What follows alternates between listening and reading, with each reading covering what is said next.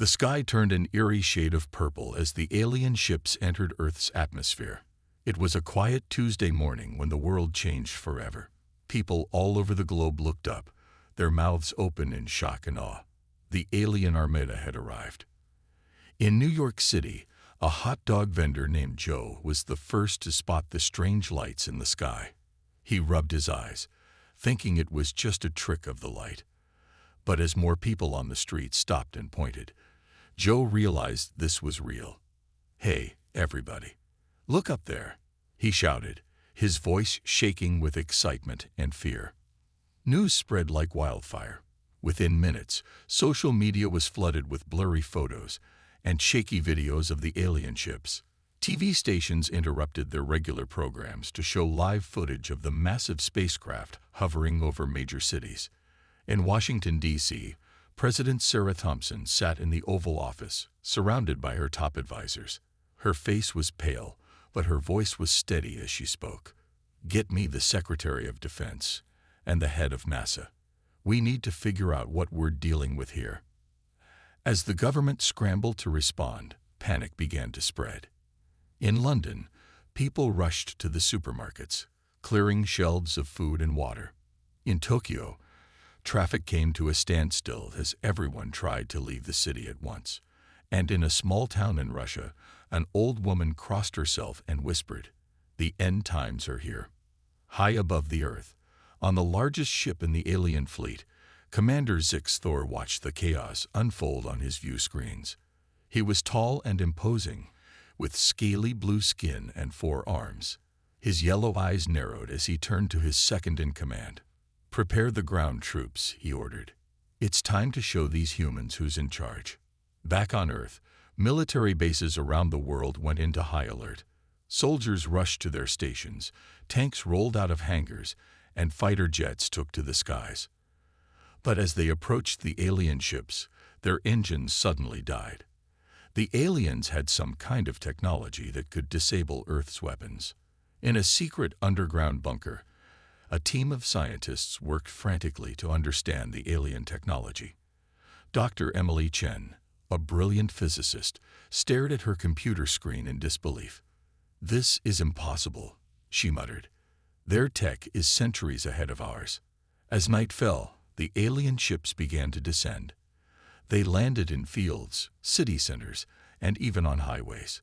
The doors of the ships opened slowly, and strange creatures began to emerge. In a small town in Texas, Sheriff Bob Johnson stood in front of a crowd of scared townspeople. He held up his hands, trying to keep everyone calm.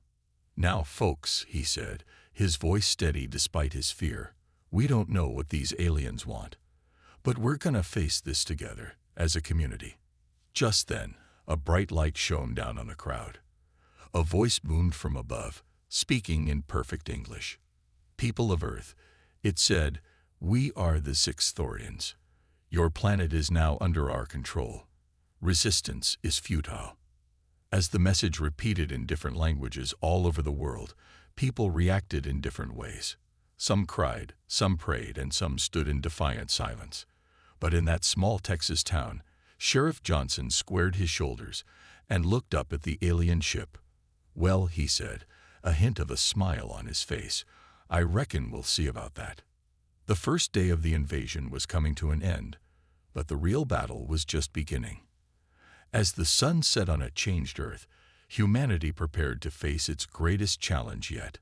The question on everyone's mind was, could they find a way to defeat an enemy so advanced, so powerful? Only time would tell. In the White House Situation Room, President Thompson looked at the tired faces of her advisors. "All right, people," she said, her voice firm. "We've got work to do. Let's show these aliens what humans are made of." And so, as the world held its breath, the stage was set for an epic confrontation between two species. The future of Earth hung in the balance, and the next move belonged to humanity. The small town of Millbrook, nestled in the heart of Kansas, was about to become the center of the universe. As dawn broke on the second day of the invasion, a massive alien ship descended from the sky, casting a shadow over the town's cornfields. Sheriff Tom Wilson stood on Main Street, his hand resting on his holstered gun. He knew it wouldn't do much good against alien technology, but the familiar weight was comforting. Around him, the townspeople gathered, a mix of fear and curiosity on their faces. "Everyone stay calm," Tom called out, his voice steady despite the butterflies in his stomach.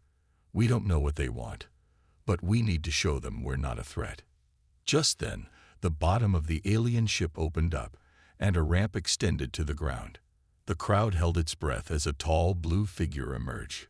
It was Commander Zixthor, flanked by 2 armed guards. Zixthor surveyed the crowd with his 4 yellow eyes, his antennae twitching slightly. He held up a small device, and when he spoke, his words were translated into English. "Humans of Millbrook," his voice boomed, "I am Commander Zixthor of the Galactic Alliance. Your planet is now under our protection. Cooperate, and you will be treated fairly." Mayor Sarah Johnson, a short, plump woman in her 50s, stepped forward. Her knees were shaking, but her voice was firm. "We welcome you to Millbrook, Commander," she said. "But I must ask, what do you mean by protection? We didn't ask for this." Zixthor's antennae twitched again, a sign of amusement. "Your species is young, primitive. You need guidance to join the galactic community. We are here to provide that guidance." As the alien spoke, a young boy in the crowd tugged on his mother's sleeve. "Mom," he whispered loudly, "the alien looks like my action figure." A ripple of nervous laughter went through the crowd. Zixthor's guards raised their weapons, but the commander held up a hand to stop them. He seemed confused by the laughter. Sheriff Tom seized the moment. "Commander," he said, taking a step forward, "we're just simple folks here. We don't want any trouble. Maybe we could sit down and talk about this. Over some coffee, perhaps." Zixthor's translator crackled. "Coffee? Is this some form of Earth weapon?" Now it was the human's turn to be confused. Mayor Sarah chuckled. No, it's a drink, a hot beverage. Very popular here on Earth. Would you like to try some?" The alien commander hesitated, then nodded. "Very well. We shall sample this. Coffee. But be warned, any sign of treachery will be met with swift punishment." As they walked towards the town diner, the tension in the air began to ease slightly. Curious townspeople followed at a distance, whispering among themselves. Inside the diner, Zixthor awkwardly perched on a booth seat, his long limbs not quite fitting under the table. Sheriff Tom and Mayor Sarah sat across from him, while his guards stood nearby, eyeing the salt and pepper shakers suspiciously. Betty, the diner's owner, approached with a pot of coffee, her hands shaking slightly as she poured. "Here you go," she stammered. "Careful, it's hot." Zixthor sniffed the dark liquid, his antennae waving. He took a sip, and his eyes widened in surprise. "This coffee," he said, "it is not unpleasant. Explain its purpose." Mayor Sarah smiled. "Well, it helps us wake up in the morning, gives us energy.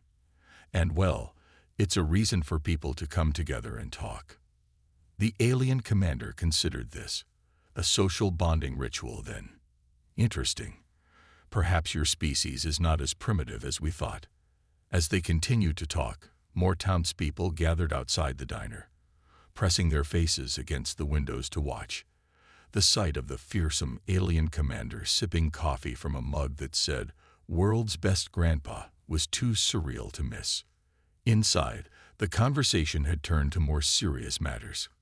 "Commander," Sheriff Tom said, leaning forward, "we understand you think you're here to help, but we have our own ways, our own governments. We can't just hand over control of our planet." Zixthor's antennae flattened against his head. "You do not understand the dangers that lurk in the galaxy. There are species far less benevolent than us. You need our protection." Just then, a commotion outside caught their attention. A group of teenagers had started taking selfies with the alien guards, who looked utterly bewildered. Mayor Sarah couldn't help but laugh. "See, Commander, we might surprise you. We're pretty good at adapting to new situations." Zixthor watched the scene, his expression unreadable. "Perhaps," he said slowly, "we have underestimated your species. This will require further study." As the day wore on, the aliens and humans continued their awkward dance of diplomacy. It was clear that this was just the beginning of a very strange new chapter in Earth's history.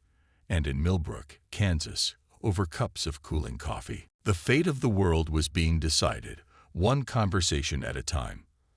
As the sun set on Millbrook, Kansas, tension hung in the air like a thick fog. The town had become an unlikely battleground between humanity and the alien invaders.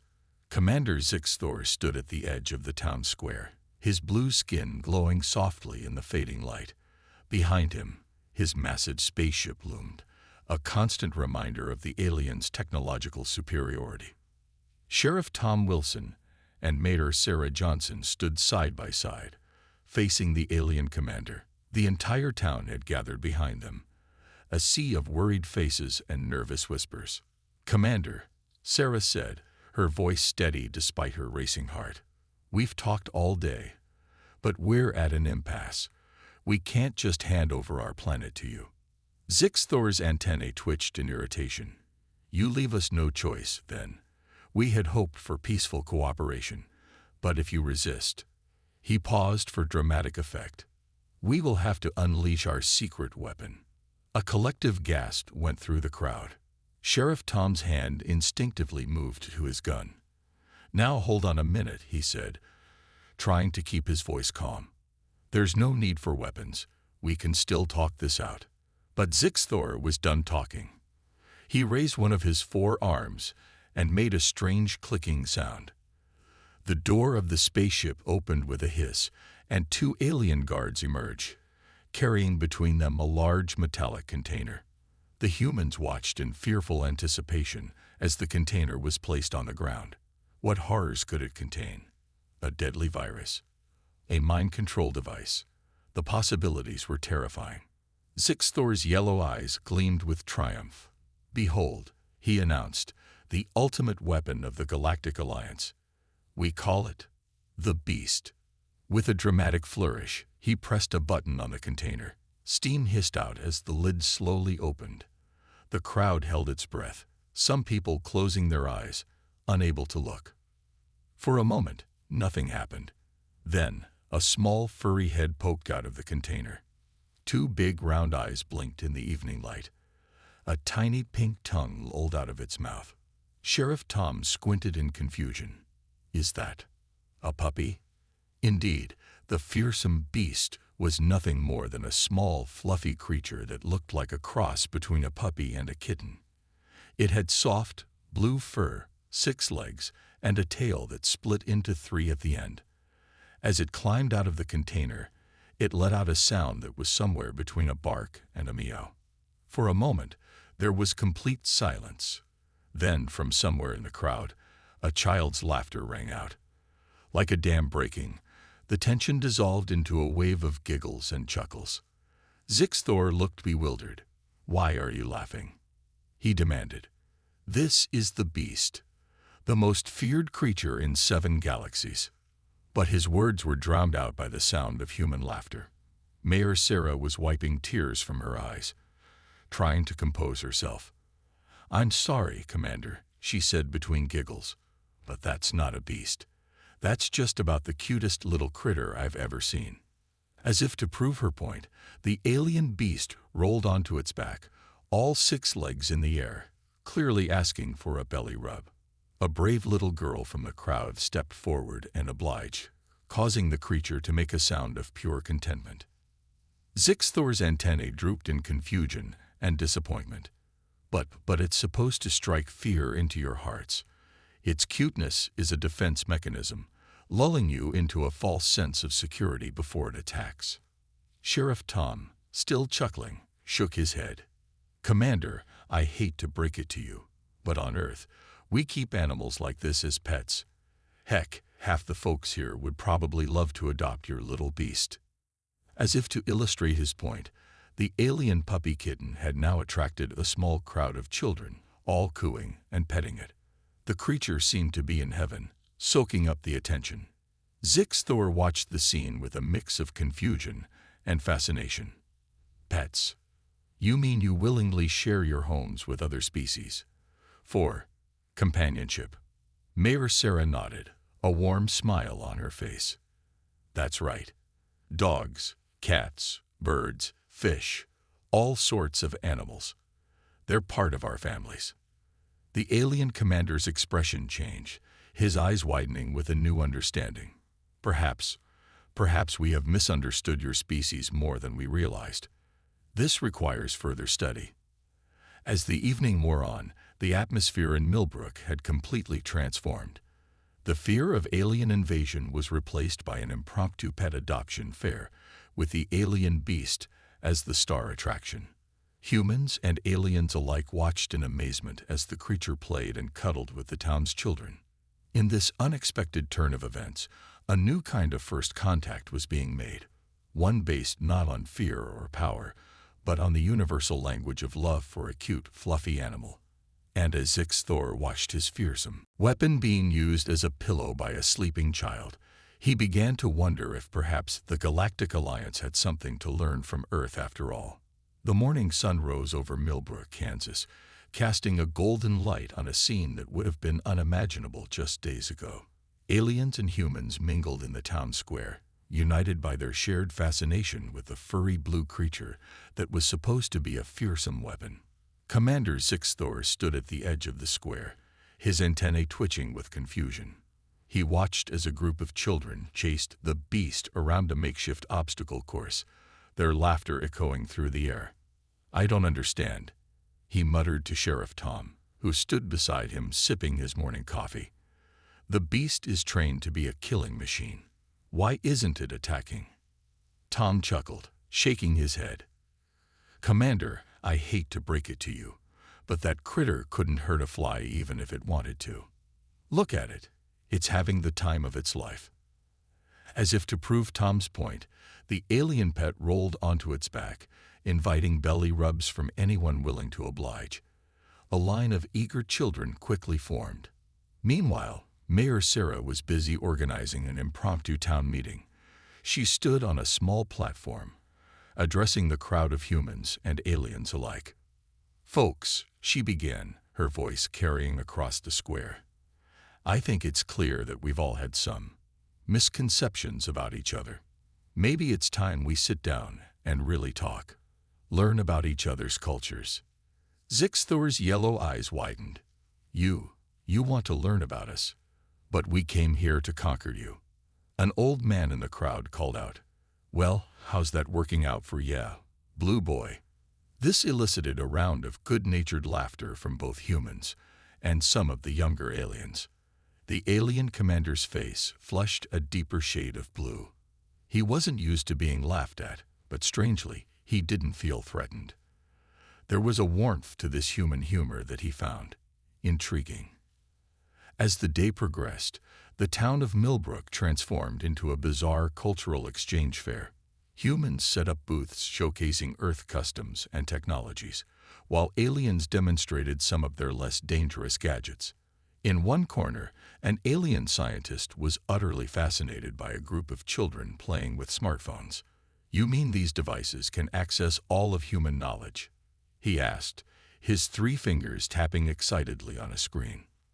Well, mostly we use them for cat videos and arguing with strangers, a teenager replied with a shrug. Nearby, a human chef was introducing some brave aliens to the concept of barbecue. The sight of Commander Zixthor trying to eat a hot dog with his 4 hands was something the townspeople would never forget. But the star of the show remained the alien beast. It had been unofficially adopted by the entire town, and debates were already starting about what to name it. How about Fluffy? Suggested a young girl. Nah, it needs something more alien, countered her brother, like Zorg the Destroyer. The creature, oblivious to the discussion about its name, was content to bask in the constant attention and treats it was receiving. As evening approached, Sheriff Tom found Zixthor sitting alone on a park bench, looking thoughtful. Penny for your thoughts, Commander, Tom asked, sitting down next to him. Zixthor's antennae drooped slightly. I think we may have made a mistake, Sheriff. We came here thinking we needed to protect and guide you. But your species, he gestured at the bustling town square. You've turned our invasion into a festival. You've befriended our ultimate weapon. You've shown kindness where we expected fear. Tom nodded, a small smile on his face. That's just how we humans are, I guess. We're curious folks, always eager to learn, to make friends, even if those friends are from another planet. Just then, they heard a commotion from the center of the square. The alien beast had somehow gotten hold of a frisbee and was playing fetch with a mixed group of human and alien children. The sight of the six-legged creature leaping gracefully to catch the disc, its three-pronged tail wagging excitedly, was both hilarious and heartwarming. Zixthor watched the scene, his expression softening. Perhaps, he said slowly, we have much to learn from each other. This pet concept of yours, it's quite remarkable. The bond between species, not for utility, but for companionship. Tom clapped the alien commander on the shoulder, a gesture that would have been unthinkable just a day ago. Well, Commander, I reckon that's a start. So, what do you say? Ready to turn this invasion into a cultural exchange program? For the first time since his arrival on Earth, Zixthor's face broke into what could only be described as a smile. Yes, he said, his voice filled with newfound warmth. I believe I am. As night fell on Millbrook, the town glowed with the light of newfound friendship. Humans and aliens alike looked up at the stars, no longer seeing them as a source of fear, but as a promise of adventures to come. And in the center of it all, a small blue beast curled up to sleep, surrounded by its new interplanetary family. As the sun rose on the 5th day of the alien invasion, Millbrook, Kansas had become the unlikeliest tourist attraction on Earth. News of the friendly aliens and their admirable weapon had spread, and curious visitors from all over the country were flocking to the small town. Commander Zixthor stood at the edge of a hastily constructed stage in the town square, his antennae twitching nervously. Beside him, Mayor Sarah adjusted the microphone, preparing to address the growing crowd. Folks, Sarah began, her voice echoing across the square. As you all know, we've had some unusual visitors this week, but I'm happy to announce that Commander Zixthor here has a special announcement to make. The alien stepped forward, clearing his throat, or whatever passed for a throat in his species. People of Earth, he said, his translator device converting his clicks and whistles into English, we came here thinking we needed to conquer your world. But you have shown us a better way. We would like to propose a cultural exchange program. A murmur of excitement rippled through the crowd. Reporters' cameras flashed, capturing this historic moment. But just as Zixthor was about to continue, a commotion erupted at the back of the crowd. A group of men in black suits pushed their way forward, led by a stern-faced woman with a government badge. This is Agent Johnson of the Global Defense Initiative, the woman announced, her voice cutting through the excited chatter. We're here to take control of the situation and secure the alien weapon. The crowd fell silent. Sheriff Tom stepped forward, placing himself between Agent Johnson and the stage. Now hold on a minute, he said, his hand resting on his holster. There's been a misunderstanding. The weapon isn't what you think. Agent Johnson's eyes narrowed. Step aside, Sheriff. This is a matter of national security. Suddenly, a small blue blur zoomed past, weaving between legs and darting under the stage. It was the beast, and it seemed to sense the tension in the air. Catch that creature, Agent Johnson ordered. Her men spread out, trying to corner the alien pet. What followed was a scene straight out of a comedy film. The six-legged beast led the government agents on a merry chase around the town square. It climbed up trees, leaving confused agents staring up at it. It darted through picnic baskets, emerging with a stolen hot dog in its mouth. At one point, it even managed to swipe an agent's sunglasses, wearing them as it pranced just out of reach. The townspeople, unable to contain themselves, burst into laughter.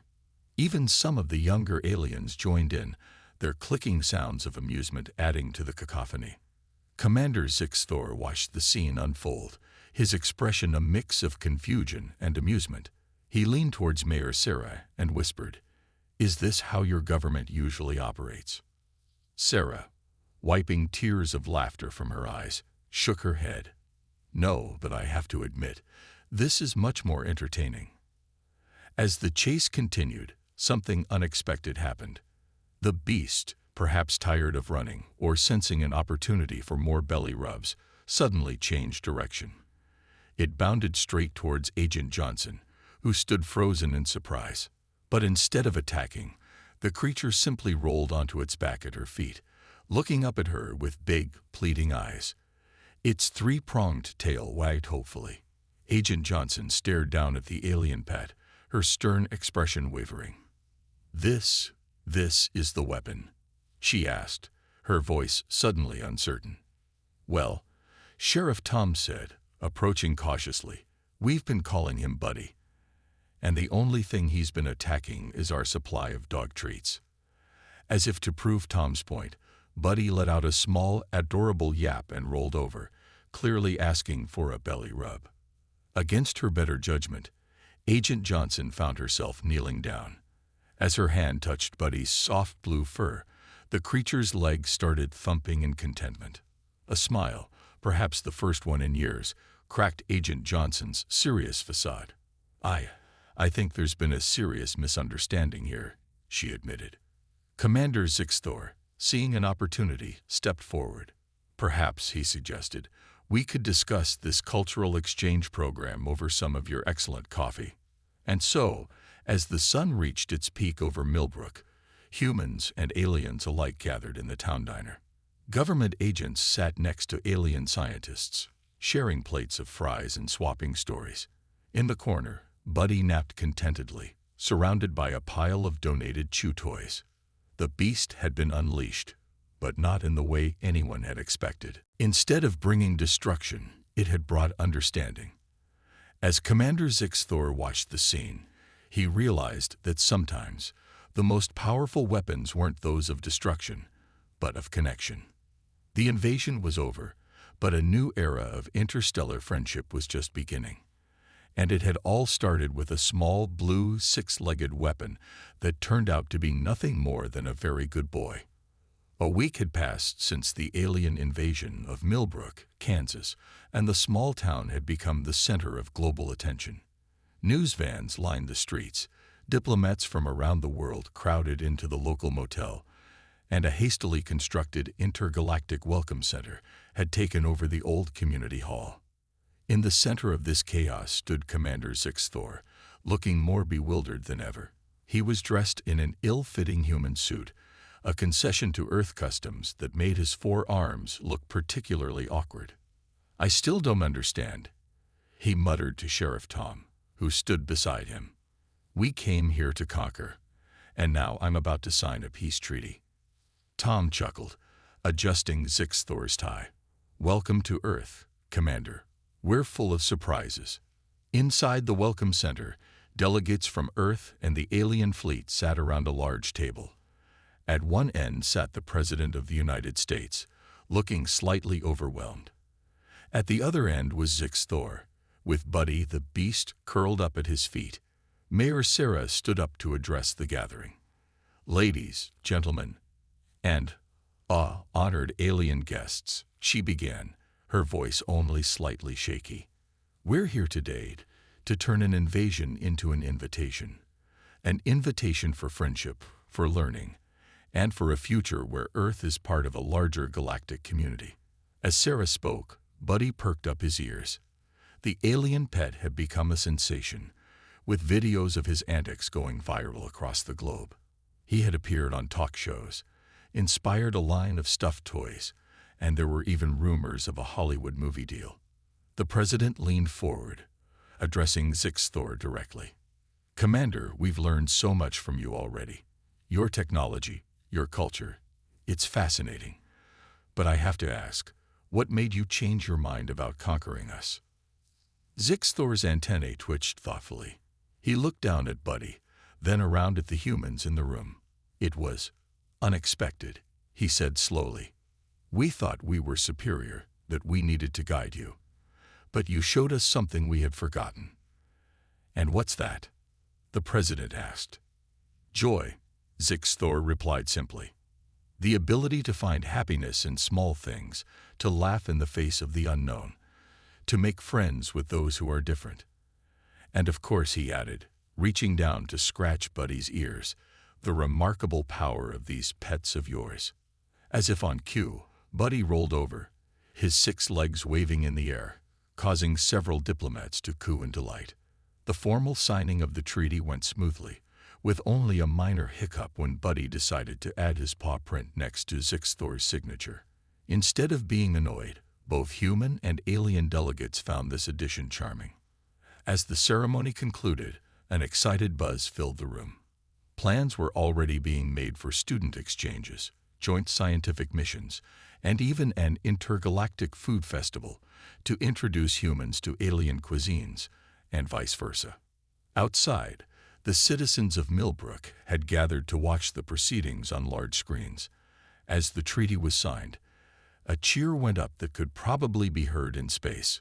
Among the crowd, a young girl tugged on her mother's sleeve. "Mom," she asked, "does this mean I can have an alien pet like Buddy?" Her mother laughed. "Well, honey, I think we might need to start with a regular dog first." Back inside, Sheriff Tom approached Zixthor, who was looking out the window at the celebrating crowd. "So, Commander," Tom said, "what's next for you?"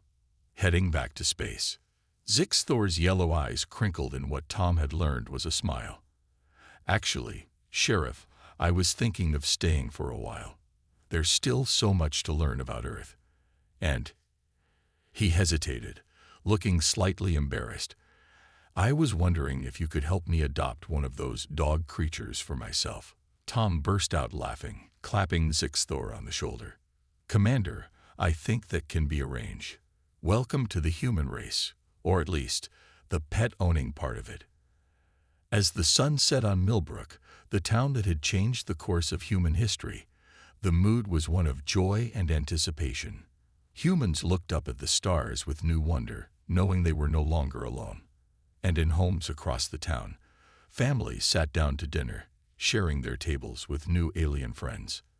The invasion had failed spectacularly, but in its place, a grand adventure was just beginning. And at the heart of it all was a small blue beast named Buddy, who had shown 2 species that sometimes the greatest weapon of all is a wagging tail and a friendly heart. 1 year had passed since the day the aliens arrived in Millbrook, Kansas. The small town had transformed beyond recognition. Where once there were only cornfields and quiet streets, now stood gleaming buildings with strange curved architecture, a blend of human and alien design. In the town square, a statue had been erected. It depicted a small 6-legged creature with a 3-pronged tail, Buddy, the alien beast that had changed everything. At its base, written in both English and alien script, were the words, "In honor of unexpected friendships." Commander Zixthor, now the official alien ambassador to Earth, stood before the statue. He wore a neat human suit, though it had been specially tailored to accommodate his 4 arms. Beside him stood Sheriff Tom, who had become one of his closest friends. "I still can't believe how much has changed," Zixthor said, his antennae twitching with emotion. Tom chuckled. "You're telling me. Last year, my biggest worry was kids speeding on Main Street. Now I'm helping aliens apply for driver's licenses." Indeed, the changes had been profound. The intergalactic cultural exchange program had been a massive success. Human students were now studying on alien worlds, while young aliens attended Earth schools.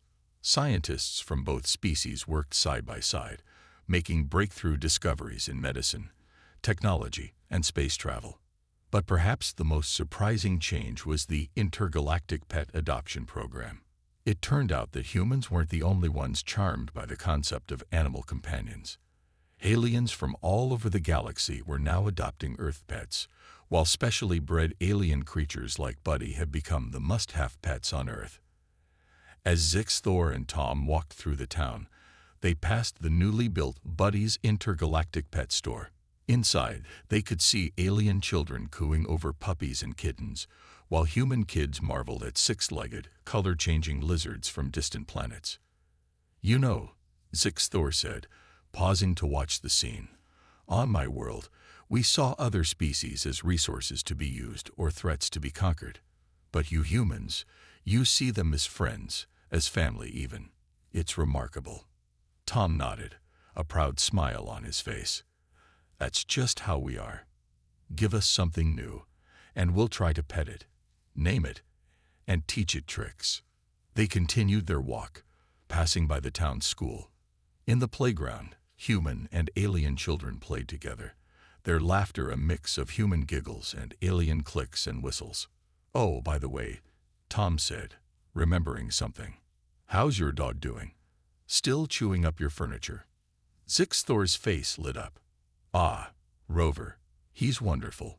Though I must admit, I never expected a creature so small to have so much energy. He's taught me a lot about patience and the importance of hiding my shoes."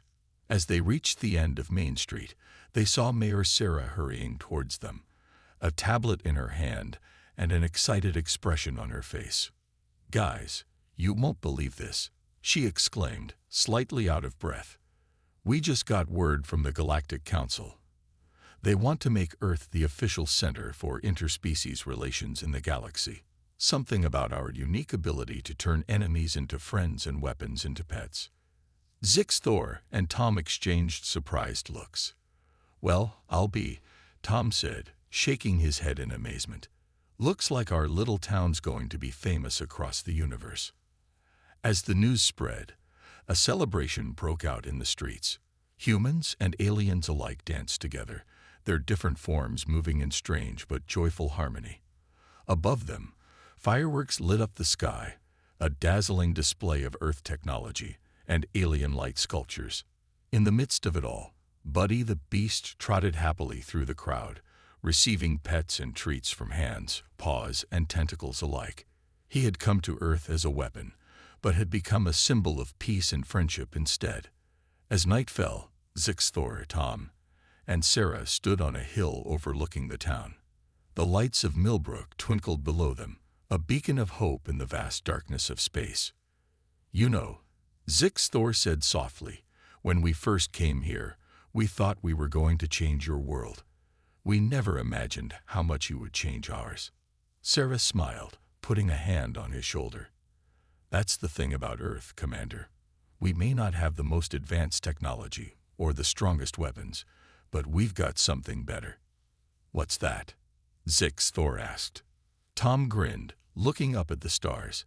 "An endless capacity for friendship." As they stood there, watching their little town that had become the center of the galaxy, they knew that this was just the beginning. A new era had dawned, not just for Earth, but for the entire universe, and it had all started with a failed invasion, a small Kansas town, and a cuddly alien beast named Buddy.